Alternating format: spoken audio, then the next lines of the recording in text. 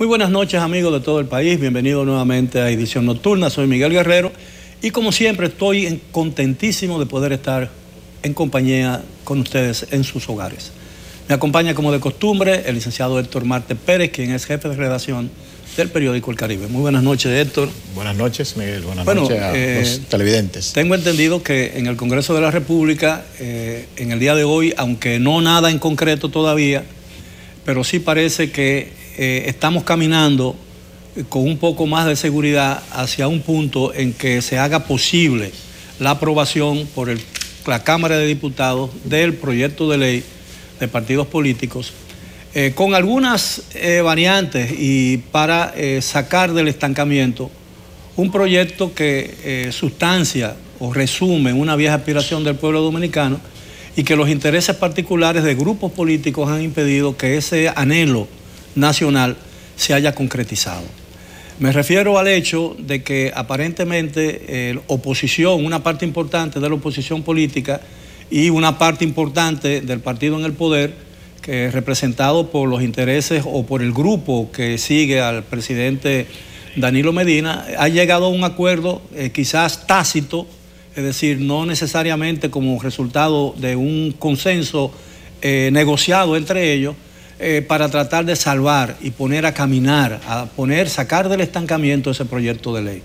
Porque sería muy lamentable que pasara esta legislatura y iniciáramos la siguiente, el 16 de agosto, con un proyecto de ley a medio terminar, ya con el entusiasmo ya no enfriado, y que lamentablemente entremos en plena campaña electoral que va a iniciarse necesariamente, aunque la Junta Central Electoral no abra oficialmente la campaña electoral, pero ya el 16 de agosto este país va a estar inmerso en una campaña política de mucha incertidumbre, de manera pues que la aprobación por la Cámara de Diputados y por el Congreso de la República de ese proyecto de ley, con las enmiendas que sean necesarias, va a resultar un paso adelante en el esfuerzo para tratar de, insisto en este punto, de eliminar todas esas prácticas viciosas que han caracterizado la vida política del país en las últimas décadas y que han permitido a su vez que todas estas cosas que hoy estamos condenando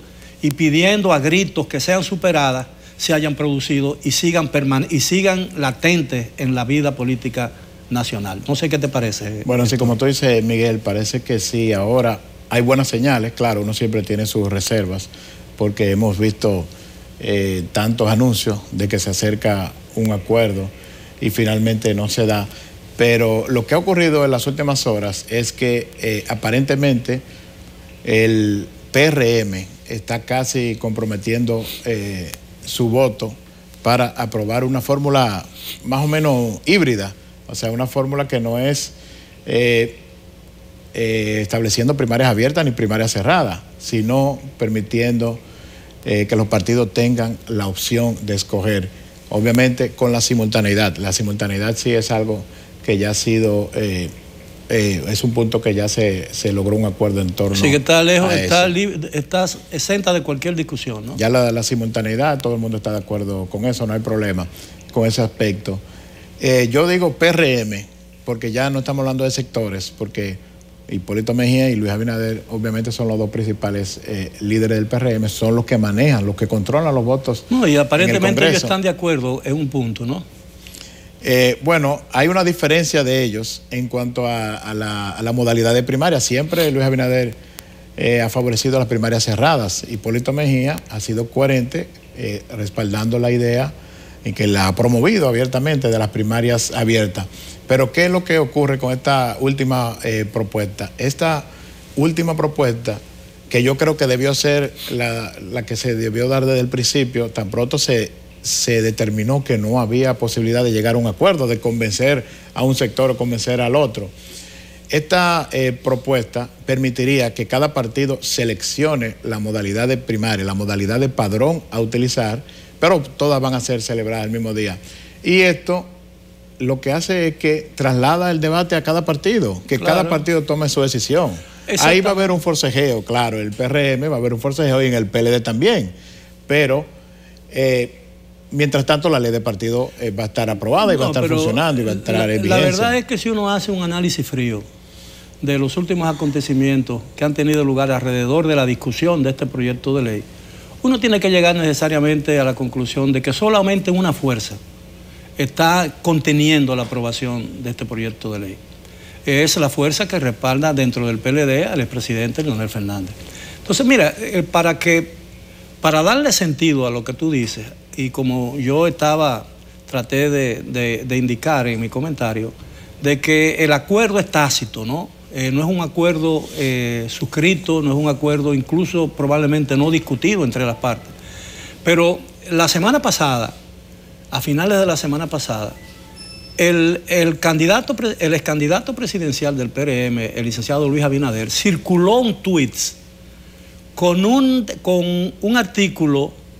un artículo del doctor Hugo Tolentino que planteaba precisamente eso, que a pesar de que el tema de las primarias abiertas podría ser discutido como algo que no tiene una validez constitucional, pero que lo más sensato es que se resuelva el problema sobre la base de dejar a cada partido decidir la modalidad de elección de sus candidatos y sus dirigentes. Y eso era una tácita, y la circulación de ese tuit por el licenciado Abinader, que yo lo recibí de la cuenta del licenciado Abinader, y creo que muchos otros también lo recibieron, y yo había leído también el artículo del doctor Hugo Tolentino. Es difícil que uno deje pasar un artículo del doctor Hugo Tolentino sin leerlo y sopesarlo.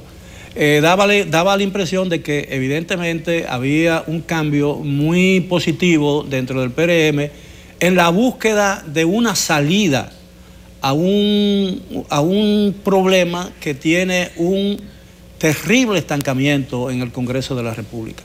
De manera pues que sería un acto muy irresponsable de aquellos que impulsaran esa salida, que finalmente en el corto plazo el país pueda disponer, con todos los defectos que pueda tener esa ley, porque esa ley no será perfecta, pero es mucho mejor tener esa ley que no tener nada, porque una ley de alguna manera, a pesar de que la justicia aquí es y no hay una institucionalidad realmente fuerte, la verdad es que ciertos parámetros de una ley o ciertas obligaciones que impongan ciertas leyes crean un mecanismo de contención en los ciudadanos y en los partidos políticos. La gente aquí no sale a robar, aunque deseo tenga, porque sabe que la ley condena el robo. Y la gente no sale a golpear y los maridos celosos no golpean a sus parejas porque sabe que aquí hay una ley que condena la violencia física contra las mujeres y la violencia física en el hogar, de todas maneras. Y aunque todavía esa ley es efectiva, aunque siga habiendo muchos hombres que a pesar de esa ley sigan golpeando y sigan abusando de sus parejas.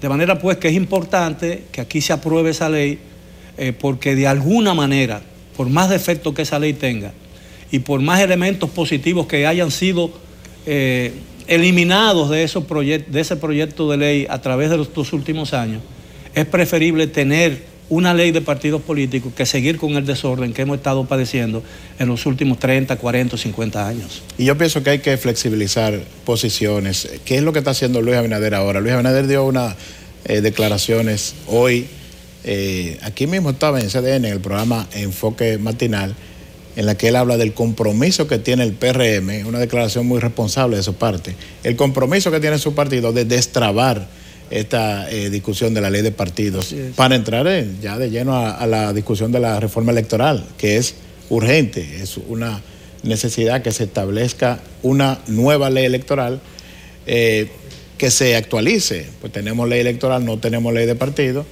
pero sí la prioridad sería, tan pronto se apruebe la ley de partidos, entonces entrar de lleno a la discusión de la ley electoral. A Luis Abinader lo han querido crucificar algunas figuras de la oposición. Se está viendo mucho eso en las redes sociales. Y son figuras que tienen derecho a opinar ahí, pero, por ejemplo, el doctor Castillo, Max Puig, son dirigentes importantes, sus opiniones son valoradas, pero hay una cosa, pero ellos no tienen votos en el Congreso. No representan partidos. Mira, aquí, no tienen votos en el Congreso. Mira, aquí solamente hay dos partidos reales de oposición.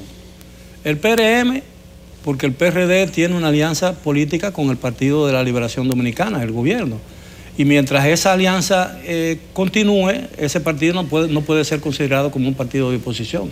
Aquí solo hay dos partidos de oposición, el PRM y Alianza País, el que representa el doctor Guillermo Moreno, porque es un partido que tiene una tendencia política muy determinada y tiene una política y un discurso muy claro que lo diferencia de todas las organizaciones políticas dominicanas. Y no quiero decir con eso que sea un partido que pueda resolver los problemas nacionales y nada, simplemente estoy reconociendo una realidad que es muy difícil soslayar.